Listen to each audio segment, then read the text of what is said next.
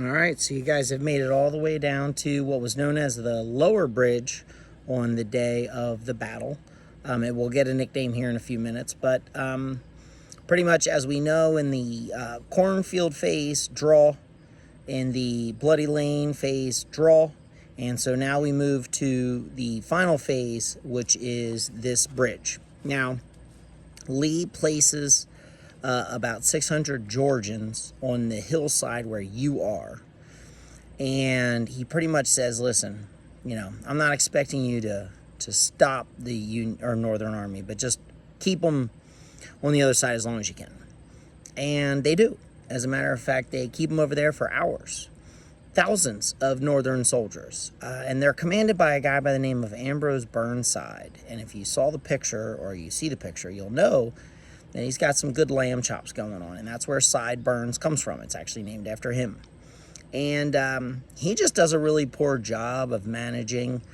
He does a poor job of organizing and implementing a plan. And so time is wasted. And when they finally try to take the bridge, of course, the Georgians are just shooting down. If you're looking at that bridge, it's shooting fish down shooting fish in a barrel.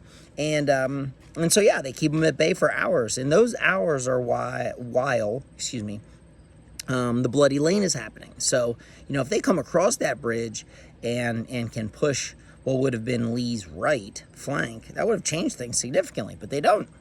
And so, for hours, these Georgians hold off Burnside.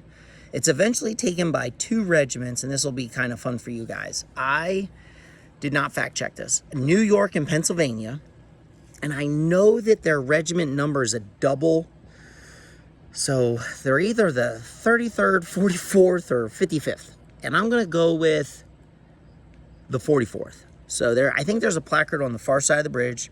After we're done, go check it out, see how I did. But anyway, they were tasked with taking the bridge, and they said, well, if we take it, can we have our whiskey ration back? Because they had it taken from them.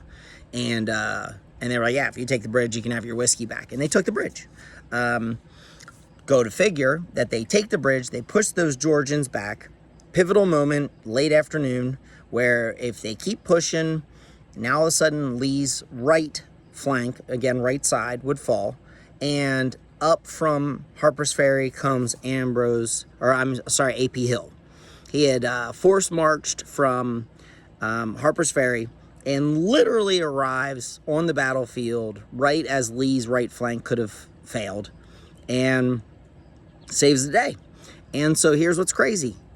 We have fought for hours. Nothing has changed. Lee is still on the high ground. McClellan's still on the low ground.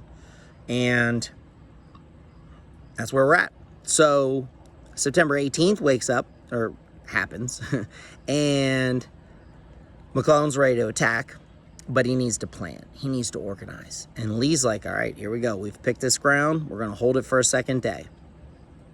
No attack happens. Nothing. Crickets. Because McClellan, again, is worried that Lee's got reinforcements. So the whole day goes by, no fighting. Well, that night, Lee's like, I'm out of here. I'm not staying here a second day. They skedaddle across the Potomac River. On the 19th, McClellan finally has his plan. He attacks, and there's no Southern Army. They have left. They're in Virginia, and the war will go on for another 2+ years, as a matter of fact.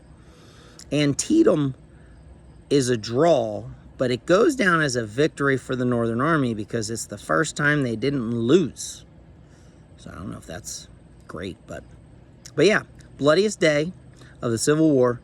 And Burnside, by the way, gets credit for one of the worst military blunders in world history, not U.S. history, but world history.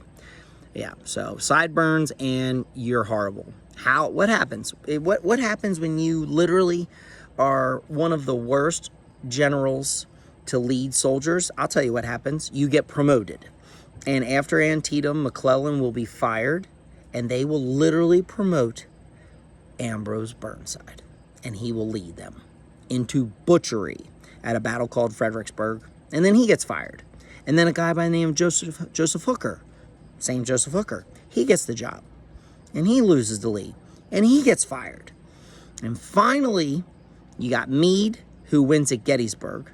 big deal, turning point of the war. And then finally a guy by the name of U.S. Grant, Ulysses S. Grant, Sampson, I think, Grant. And he will finally be the guy that just throws bodies at Lee and doesn't care about body count. And he will be the general that can finally defeat Robert E. Lee and end the Civil War.